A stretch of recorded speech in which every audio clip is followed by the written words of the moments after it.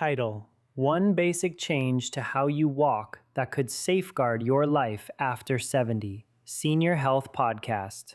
What if I told you that the most impactful thing you could do today to avert a fall, more effective than any balance gadget, any grip sock, any bathroom handrail, is not a purchase, not something you install, and not a new exercise routine? The answer is more straightforward than that. It is a change in how you walk. One small, particular modification to a movement you have been doing your entire life, and almost certainly performing incorrectly for the last several years without knowing it. After 26 years of assisting adults over 70 as a physical therapist, I have seen this trend repeatedly. A person visits my clinic after a fall. They feel perplexed. They feel mortified. They say, "I was just walking across the kitchen. I wasn't doing anything out of the ordinary." And they are right. They were doing nothing exceptional. That is exactly the problem, because the way they walk every single day has subtly turned hazardous, and no one ever informed them. Today, I am going to alter that for you. I am going to show you what is most probably occurring in your walk right now, why it is placing you at significant danger, and the one simple change that can begin safeguarding you immediately, starting with your very next step. No equipment, no gym, just one adjustment that could truly preserve your life. Prior to starting, if you haven't subscribed yet, I recommend you press that button and activate the notification bell so you never miss another wellness advice crafted just for you. Should you like this video, input 1 in the comments. If not, input 0 to let me know how I can produce improved content for you. The problem: shuffle gait. Let me describe something to you, and I want you to think honestly about whether this seems recognizable. Picture an individual moving down a hallway. Their strides are brief, much shorter than they used to be. Their feet scarcely lift from the surface with each step, gliding onward in a low, dragging manner rather than raising clearly off the floor. Their upper body is inclining somewhat forward. Their eyes are cast downward toward the ground, and their arms are scarcely swaying at their sides. They are proceeding cautiously, intentionally, because somewhere in the back of their mind, they are cognizant that the ground seems less dependable than it used to. This is called a shuffle gait, and it is one of the most common walking patterns I see in adults over 70. It emerges progressively, so gradually that most people fail to observe it occurring whatsoever. What starts as a slight wariness after a near miss becomes a habit. The strides become abbreviated, the feet stop lifting, the stance inclines onward.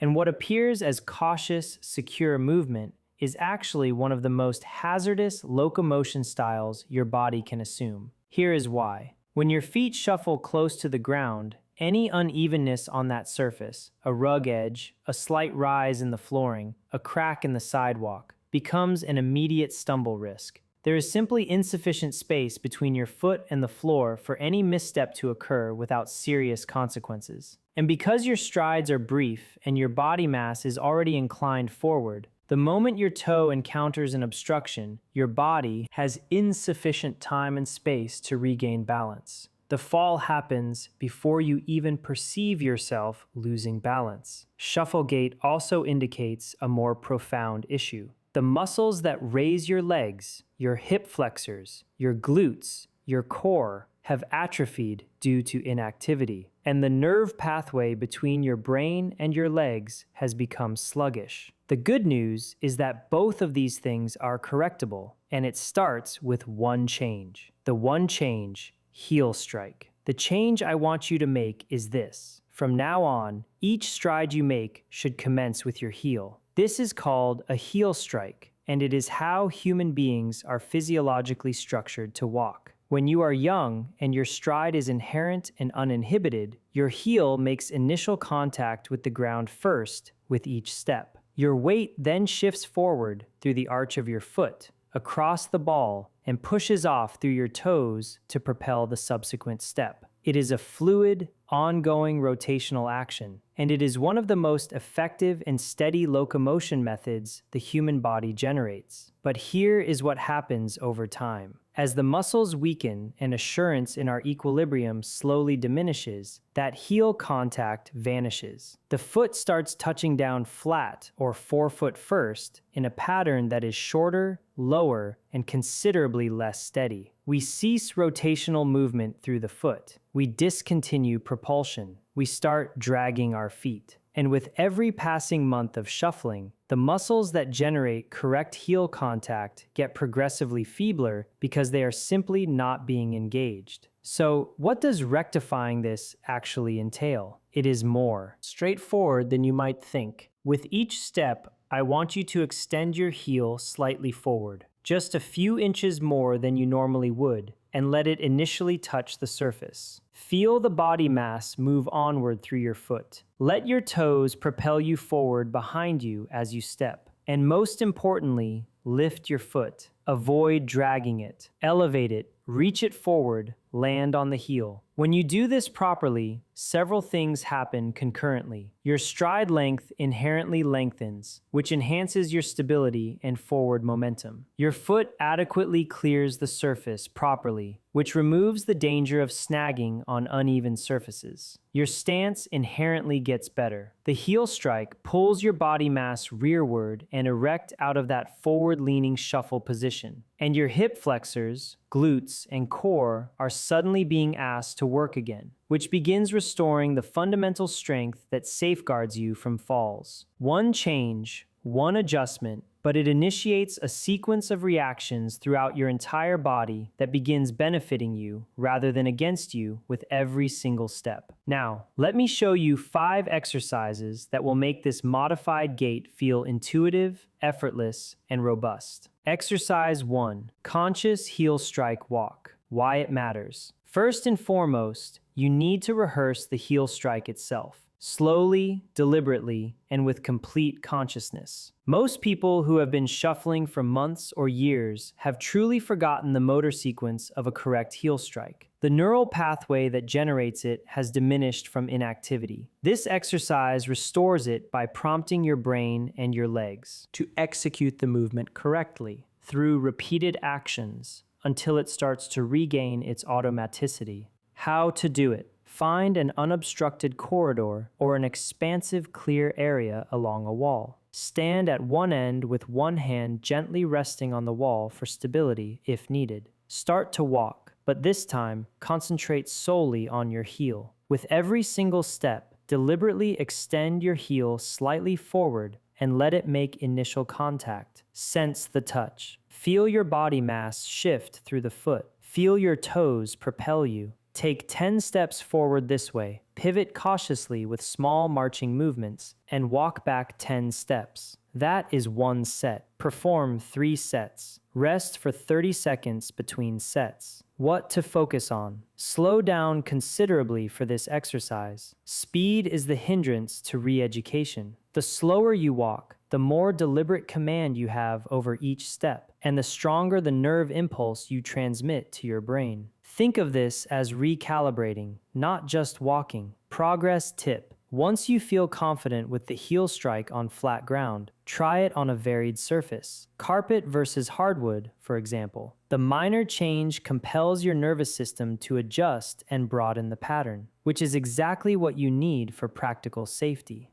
Exercise 2. High knee march. Why it matters. One of the most immediate results of shuffle gait is that the hip flexors, the muscles that elevate your leg with each step, become increasingly feeble. When they are weak, your foot elevation decreases. When foot clearance drops, every rug, every threshold, every uneven surface is a possible stumble. This exercise precisely aims at those hip flexors and restores the elevation reflex that keeps your feet securely clear of the ground with every stride. How to do it. Stand behind a stable chair with both hands gently placed on the back for support. March in place, raising your right knee towards your chest as high as you conveniently possible, then returning it back to the floor with control. Then lift the left knee. That is one complete repetition. Execute 15 repetitions on each side, 30 total lifts, at a measured, intentional speed. The lift should seem unchallenging. If it feels too easy, you are not going high enough. What to focus on. Maintain an erect posture throughout. Do not tilt your upper body backward as your knee rises. Keep your trunk vertical. The lifting work should come solely from your hip,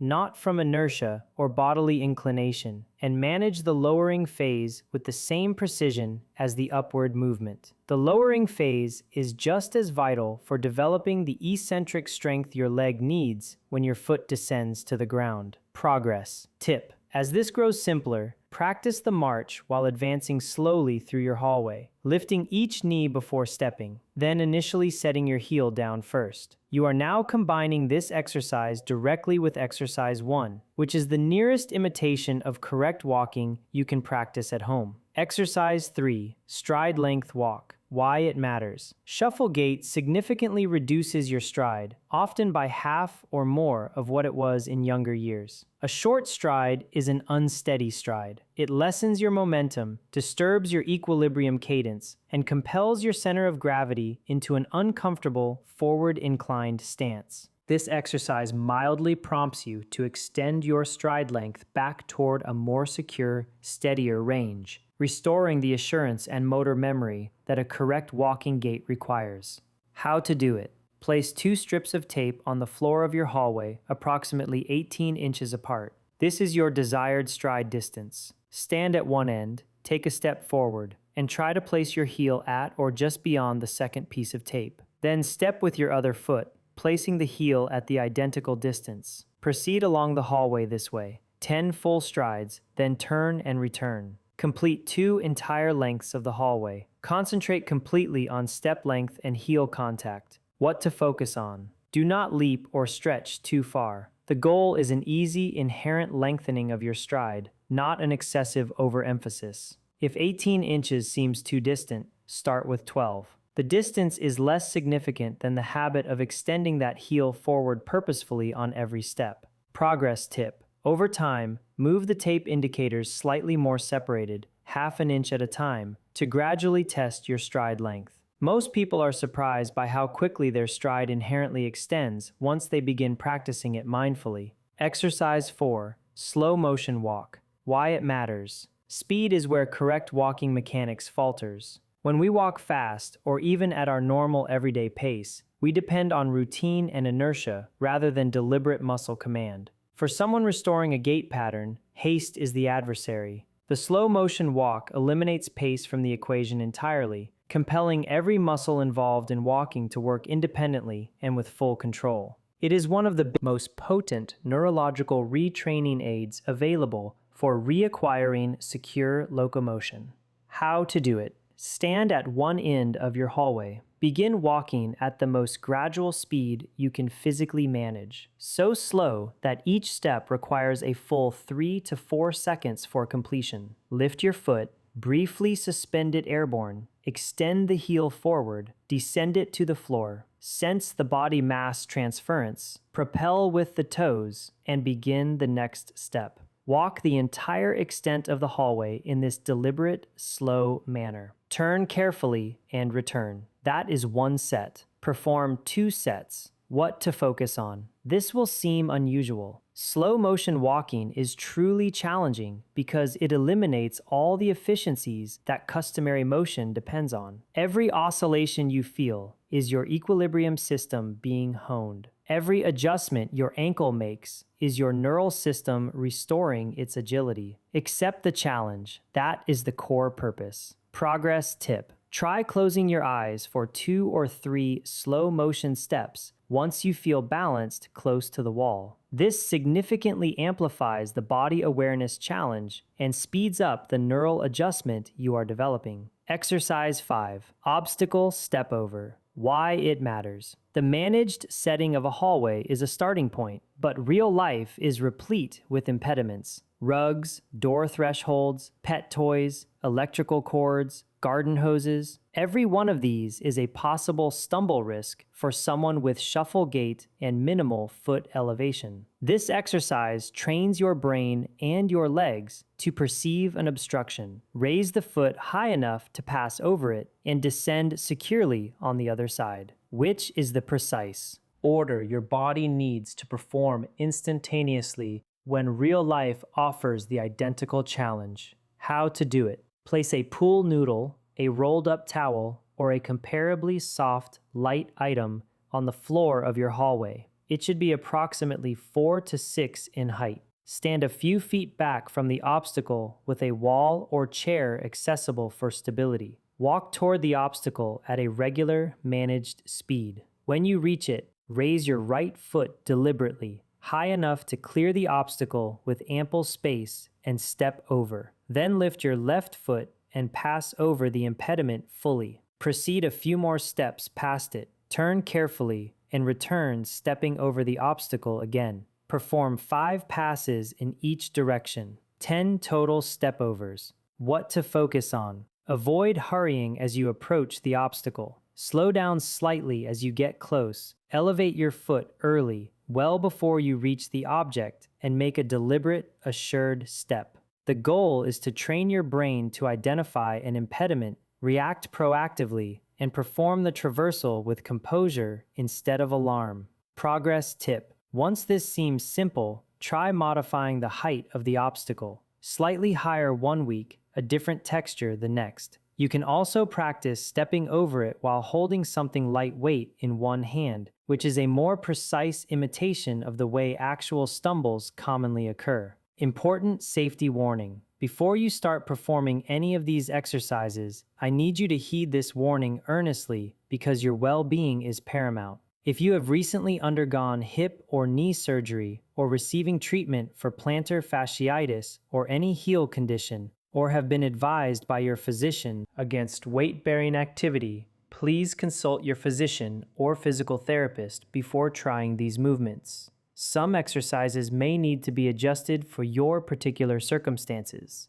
Always practice near a wall, countertop, or stable chair. Do not hasten these exercises. Wear slip-resistant shoes or go barefoot on a safe surface. And if at any point you feel sharp pain, dizziness, or any discomfort or abnormality, stop immediately. There is no movement here justifying a risk to your well-being. Advance at your individual speed and rely on your body to tell you when it is ready for more. Closing. Over the last several minutes, you have seen how sensory loss and prickling in the legs and feet after 70 is not a condition you must resign yourself to as lasting. It begins with activating the smallest muscles, the ones in your toes, your arches, and your ankles. Then it ascends through the ankle joint, the calf, and the full lower leg, restoring the circulatory routes that maintain your nerves supplied and functional. Each exercise in this routine progresses from the preceding one, exactly as the body naturally mends. The seated toe and ankle activation transmits the initial impulse. The ball massage propels blood into the smallest vessels. The heel-to-toe weight rock reestablishes your neural connection to the ground beneath your feet. The towel toe curl restores the inherent strength that most people gradually diminish over years. And the controlled heel raise integrates all into a unified movement your body can depend on daily. When these exercises are performed regularly, not perfectly, but consistently, the modifications are genuine and enduring. Nocturnal prickling that disturbs sleep begins to lessen. The AM insensitivity that makes those first steps seem unsteady dissipates faster. The dense, detached sensation in your feet is replaced by a sensation of firmer footing again. Blood flow enhances not via strenuous effort, but through perseverance and recurrence. Small movements done daily convey a more distinct signal to the neural system than intense training sessions done once a week. The body reacts to what it is prompted by every day, and these exercises are that everyday prompt. The enduring advantage extends well past physical comfort. Robust nerve activity and vigorous leg blood flow safeguard your balance. They lessen the apprehension of tumbling that subtly erodes self-assurance from so many older adults. They maintain the capacity to walk to your mailbox, climb your own stairs, play with your grandchildren, and move through daily life without perpetually questioning your legs' dependability. That kind of independence is not insignificant. It is paramount. Aging does not mean relinquishing command over how your body feels. It means learning which movements your body genuinely requires at this life phase and selecting them every day with diligence and purpose. These exercises are that choice, simple, safe, and effective in cumulative ways that add up over weeks and months. Now, I would love to hear from you. Is your insensitivity more pronounced at night, during the day, or after extended durations of sitting? Leave a comment with your age and where you are watching from. Your insight could be precisely what another viewer requires to learn today. Should you have liked this video, please leave a comment with 1. If not, please feel free to respond with 0. Your feedback is highly valued by us. Don't forget to like, share, and subscribe to our YouTube channel for additional content of this nature. Thank you for watching, and here's to living life autonomously.